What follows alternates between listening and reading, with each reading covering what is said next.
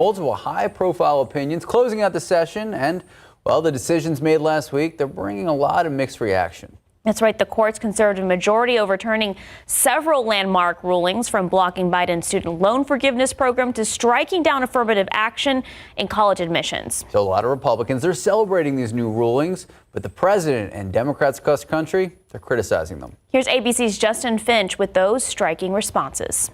Republicans and conservatives still applauding the Supreme Court's major decisions last week, which delivered President Biden and Democrats a series of stinging defeats. I'm so pleased to see the Supreme Court so strengthened by 3 of the conservative justices that we appointed. The conservative majority on the court overturning affirmative action, a decades-long policy aimed at addressing racial inequality and increasing diversity on U.S. college and university campuses for students whose academic performance already met admissions criteria. 52% of Americans surveyed in our new ABC News Ipsos poll support the court's decision. Some Democrats predicting admissions offices will adapt their policies to pursue their goal of increased diversity on campus. I think what the universities are going to do in reaction to this is they're going to look at other ways to provide diversity. The president also responding to the court's rejection of his student loan debt forgiveness program. We'll use every tool at our disposal to get you the student debt relief you need and reach your dreams. Our new poll found 45% of Americans siding with the court on this issue, too. The Biden administration also questioning the court's decision, allowing creative businesses to refuse service to LGBTQ plus customers. There's no evidence that this web designer was ever even approached by anyone asking for a website for a same-sex wedding. The ABC News Ipsos poll also found 53% of Americans believe the Supreme Court's decisions are more based on their partisan political views than the law. Justin Finch, ABC News, Washington. The medical journal says diabetes could affect more than 1.3 billion people around the world by 2050. We know that diabetes it can be silent. We know that it can be affected by social factors. So what we speak about in our series is that the way we live, the way we eat, the way we play, the way we grow, where everything has an impact on our health ultimately. And what we know is that these social factors can either be positive for our health or negative for our health. The projected figure is more than double the amount of people living with the disease this year alone. Experts say the rise in diabetes comes from a poor diet, use of tobacco or alcohol, and low physical activities. Most of the cases are of type 2 diabetes, which is largely preventable and often reversible. All right, we'll take a live look out of the Alamo City. Look at that. We crossed into 90-degree territory. Justin Horn, are we going to hit triple digits today? Not today. I think we stay below that mark. In fact, I lowered high temperatures just a little bit to account for this cloud cover. High's probably around 95, 96, 97, somewhere in that range. It's about where we were yesterday. If you remember last week, we showed you all the squirrels that were splooting. This one's like Mission Impossible, man. They're getting brazen, these squirrels. This guy hanging from a branch to get birdseed. That takes some strength right there, some core strength. Impressive. Well done. Thank you, sir, for sending that in. Sounds like you know from first hand. I thought you were thanking the squirrel. Well, I could be. I mean, I just want to know, Justin, did you try? Because you sound like you have first-hand experience here. I can't do that. I can't do that, but it's impressive. Yes, thank you. As we look at authority radar, we do have a couple showers out there near Victoria. These are really light, mostly relegated to the coast. We could see a few more of these work a little bit further inland, and maybe, just maybe, a straight shower around San Antonio, but it's not a guarantee by any stretch of the imagination. Really, it's just going to be warm and partly to mostly cloudy this afternoon. Again, we're forecasting a high right around 97. The heat index, though, will likely be above 100 in many cases, 107.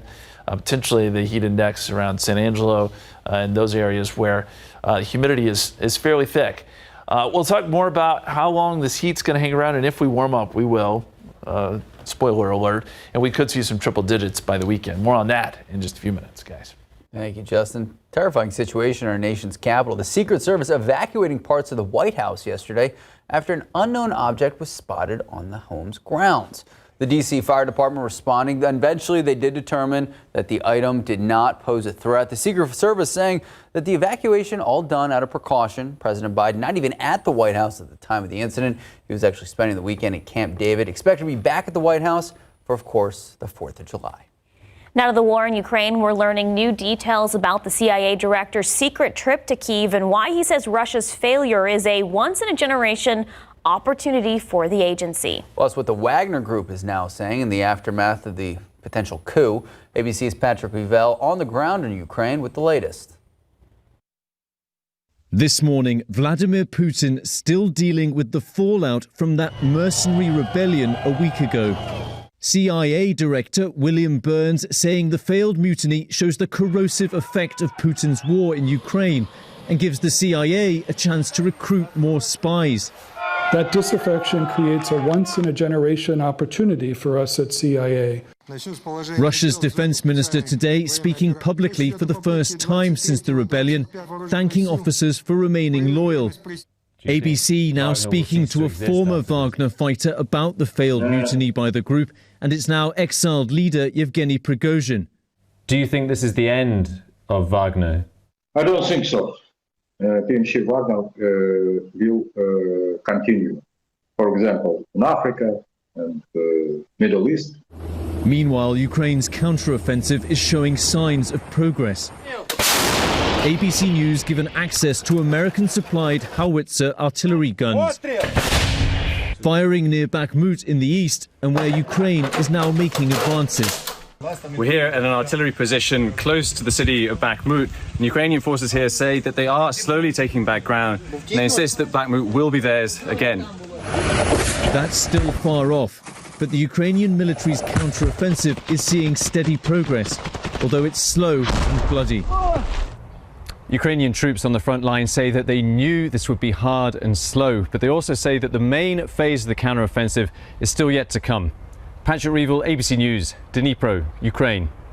Weekend thunderstorms wreaked havoc yesterday across Chicago, resulting in flooding described as potentially life-threatening. Rescue crews are shown helping people caught in those floods. The rainfall flooded highways, halting Chicago transit service, and damaged dozens of homes. Flash flood warnings were in effect throughout the day yesterday, and a flood warning was in effect until 1 this morning. The high water levels are expected to recede slowly. And residents in Washington state now concerned about a rapidly moving wildfire already causing a lot of damage to several homes in the area. So it all started yesterday morning. This is an area about 230 miles south of Seattle. The so-called Tunnel 5 fire already destroying about 125 acres. The county has ordered families in the area to evacuate. Still unclear how this all started, but right now it's spreading and not under control. If you're planning on popping your own fireworks to celebrate Independence Day, there are a few things to keep in mind in order to stay safe. What you can do to make sure your festivities don't take a turn. And holiday travel hitting records, still going strong. Important to remember to be safe against semi-trucks. This is actually a really interesting story. We get a first-hand look what semi-trucks are seeing, what they're not in their blind spots, what you need to know to avoid any dangers. If you're still waiting on a new passport, you're not alone. After the break, we'll tell you how long people have been waiting.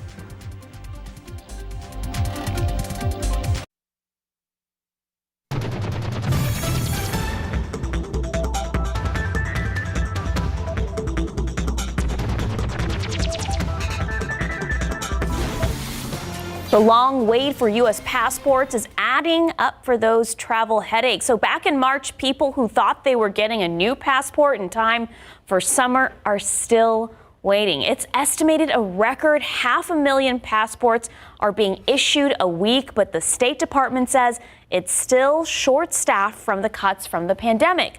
So agencies are prioritizing people traveling for life or death situations, but for everyone else, the options are few and they're expensive.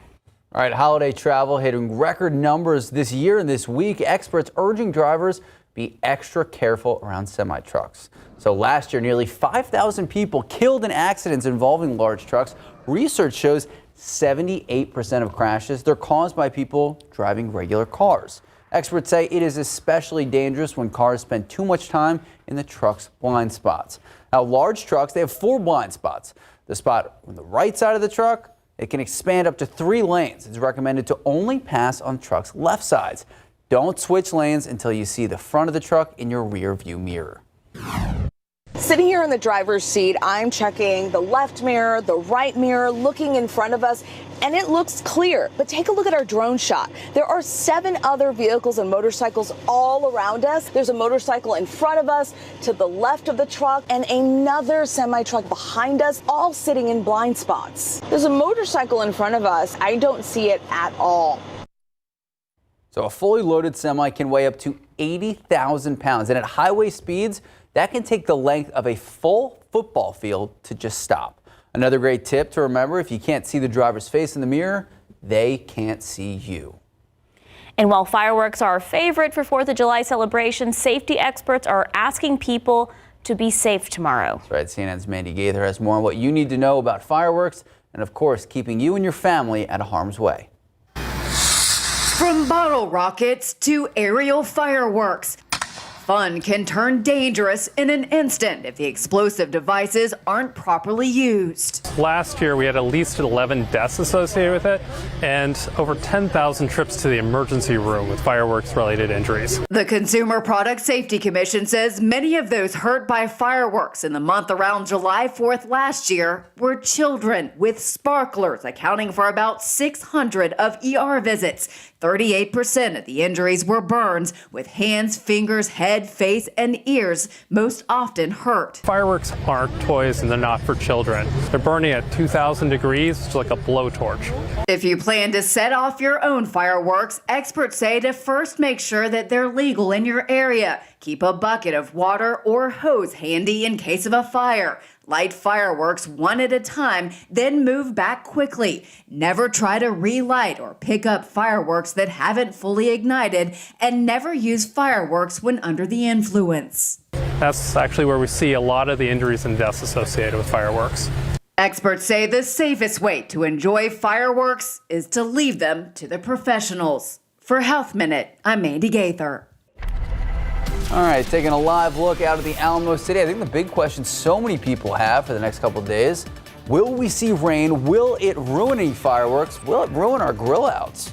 No, I don't think so. I mean, our rain chances, yes, they're there, but they're very low. I think a lot of us will probably not see anything at all, which means fireworks will be fine. On the flip side of that, though, it's still pretty dry. We got to be careful as conditions have worsened. We had some rain early in the month, but not any time over the last week or so, really, not enough anyway. 89 so far today. The record is 104 set back in 1894. We're not going to get into the triple digits. We got some cloud cover, but temperatures do get warmer, especially as we head into the weekend. We'll look at that 7-day forecast. It's coming up.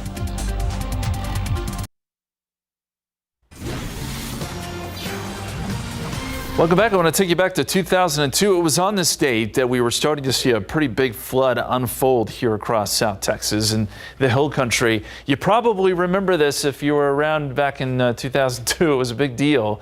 The rain started on June 30th, but they really started to pick up around July 3rd, and it was July 4th where we had the big gorge that formed outside Canyon Lake because the water topped the dam there. It was pretty wild back in 2002. And unfortunately, it did do a lot of damage, and sadly, 9 lives were lost through all of this. You know, I tell you this because 2002 was a really dry year, and then all of a sudden the floods came. So it's a good reminder that as dry as we are, an event like this can happen, and it can switch our fortunes very quickly. Of course, we don't want that much rain at once. We don't want floods like that. But that's often how we get out of droughts here, is where we get flooding rains and we go in the opposite direction. Meantime, the authority radar is showing some rain today, but this is all light stuff, and it's generally relegated to the coastal counties, Victoria over to Edna. I don't think these showers work all that further inland, but it's possible. Gonzales, Cuero, Kennedy, you could see a little bit of rain today, and even here in San Antonio, we can't rule out a stray shower this afternoon. Our futurecast, and this is a different model, by the way, than what I was showing you earlier, does depict a couple of showers popping up by the afternoon and evening hours. Then as we get into tomorrow morning, just some clouds. Then by tomorrow afternoon, very spotty activity. So I think firework festivities should be just fine, no matter where you're going tomorrow evening. There's only a very small chance of a stray shower. As we go outside for you, it's nice. We got cloudy skies at the moment, 89. Dew point has dropped off too to 66. So it's really not that bad out there. And as we look at the satellite picture, we'll continue to have some of these high clouds drifting through from time to time. There will be periods where the sun's shining through, but it'll be off and on with the cloud cover, and that's going to help with temperatures. Right now, 89 degrees at the airport, 91 New Braunfels, 93 Gonzales, 92 in LaGrange. A little cloudier out west. It's keeping temperatures down some, 83 in Uvalde, 85 right now in Del Rio, and right around 90 here in Bexar County. Dew points are in the 60s, as we showed you. That's not horrible. As long as we can get them out in the 70s, it helps a little bit. And the dew point forecast does bring those dew points down. Really, this is too high. We already got dew points in the mid 60s, so we're overperforming here when it comes to how low those dew points will go. And the lower they go, the better it feels outside. 97 at 4 o'clock, 97 at 5 p.m. There's a 20% chance, but now the outside chance for shower or storm. And we'll get those temperatures down into the 80s tonight with mostly cloudy skies. Very quickly, if you're doing some tubing over the next couple days, stream flow is not very good along the Guadalupe River. There's still water in the river, but it's not flowing very well. It's just the product of this drought. We are seeing stream flow at 52 cubic feet per second there in New Braunfels. Extended forecast, 98 tomorrow, 97 Wednesday, 96 Thursday, 20% chance of rain through Thursday, and then our rain chances pretty much drop off. And it gets hot this weekend. We're looking at triple digits both Saturday and Sunday. We'll be right back. Welcome back. Beer and cheesecake and a burger like you've never seen before. Of course, we also have a resort that's also a zoo. Very cool. It's all on today's SA Live with Mike, Jen, and Fiona. Today on SA Live, we have a fun-packed show for you. Yes, and we're going to save you some money. You've seen her on the show recently, Saving with Christina. She's going to show us some surprising ways to save on groceries. She has got websites to go to where you can, all sorts of great stuff. I love these segments. Yes, great tips there. Also, if you're looking for one more getaway before school starts, the Exotic Resort Zoo in Johnson City is the place to check out. They have cabins, pools, and yes, you can get up close with animals and even feed them. Really, really cool. Yes. Okay, have you heard of this one? The best little food house in Texas. You've never seen a burger like this. Plus, easy taco appetizers for your next party. And if you need a Java fix, Mi Latte has 2 trucks in town, and they are serving up some of their hot weather favorites. Okay, back to school time. A lot of folks are doing a lot of shopping. There is a spot in New Braunfels where you can get back to school clothes for your little ones and save a bundle. I love the savings. Yeah. Oh, we all need that. Yes, beer pairings by a local brewery, and you wouldn't think cheesecake and beer go together, but hey, might want to give it a try. I thought the exact same thing, and yes, it does work. Okay, we're going to try. It's a dessert beer. Yeah, why not? Something like that. Cheers to that. Yeah, it's a Monday. It's SA Live.